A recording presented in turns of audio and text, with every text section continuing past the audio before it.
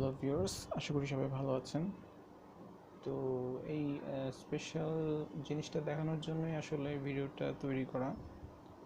একটা পুরান মনিটরকে মডিফাই করে হার্ডওয়্যার হ্যাক করে এই ট্রান্সপারেন্ট ডিসপ্লেটা মূলত তৈরি করা হয়েছে।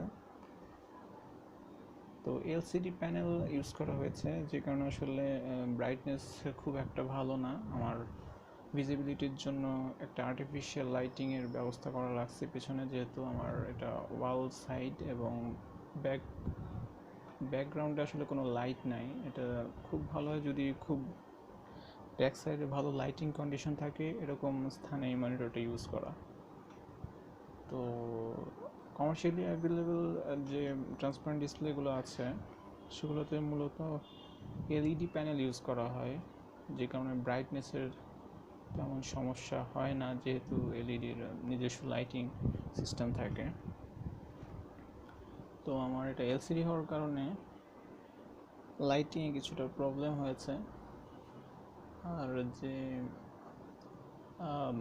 মনিটরটা ইউজ করা হয়েছে সেটা আসলে প্রায় 10-12 বছর আগের স্যামসাংয়ের একটা ওল্ড মডেলের মনিটরকে ইউজ করা হয়েছে। মানে এই প্যানেলটা ওই মনিটরটা থেকে সংগ্রহ করা হয়েছে, যে কারণে দেখতে পাচ্ছেন আসলে প্যানেলটাতে কিছু ভার্টিক্যাল লাইন এসেছে। তো মনে হচ্ছে আইসি থেকে এটার কানেকশন ডিটাচড হয়ে গেছে। আমি আসলে ঠিক জানি না মানে সমস্যাটা আসলে কোথা থেকে আসছে। রিবনের প্রবলেম হতে পারে, আবার এইজিংয়ের কারণে হতে পারে, যেহেতু প্যানেলটা অনেক আগের। তো আপনার কি মনে হয় দর্শক, কমেন্টে জানাতে পারেন।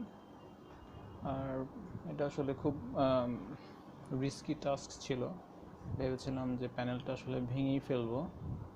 তো লাকিলি প্যানেলটা ভাঙেনি, তবে ক্রিটিক্যাল ছিল। প্যানেলগুলো থেকে প্রতিটা লেয়ার, রিফ্লেক্টর সব কিছু আলাদা করাটা আসলে একটু ক্রিটিক্যাল, একটু রিস্কি ছিল।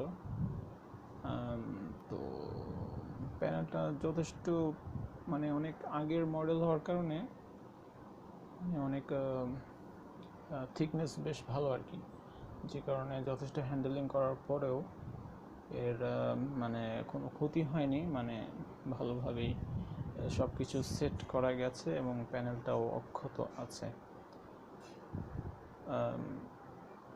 আর প্যানেলটা আসলে মানে রিটাচ করার সময় কিছু মানে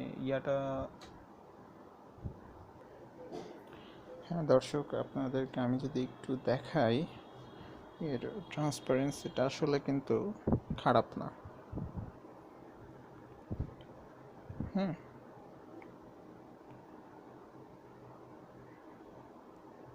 এলইডি প্যানেলের হয়তো ট্রান্সপারেন্সি আরও বেটার পাওয়া যেত এবং ভিজিবিলিটিও বেটার পেয়ে যেত। তো fully functional, as you can see. YouTube ওয়েবসাইটটা রান করছে। So project is successful. তবে এই জিনিসটা আমি মোবাইলও করতে চেয়েছিলাম, আনফর্চুনেটলি মোবাইলের প্যানেল দুইটা ভেঙে ফেলেছি। মোবাইলের প্যানেলগুলো আসলে খুবই পাতলা ছিল, খুব কাগজের মতো। তো এটা খোলার জন্য খুব সফিস্টিকেটেড ডিভাইসের প্রয়োজন, যেটা আসলে আমার পক্ষে ইউজ করা সম্ভব হয়নি, যে কারণে প্যানেলটা খুব সামান্য হ্যান্ডেলিংয়ের কারণেই ভেঙে গেছে। এনিওয়েজ, মনিটরটাতে সফল হয়েছি। তো আশা করি ভিডিওটা ভালো লেগেছে আপনাদের। সো সবার জন্য শুভকামনা রইল, সবাই খুব ভালো থাকবেন। আল্লাহ।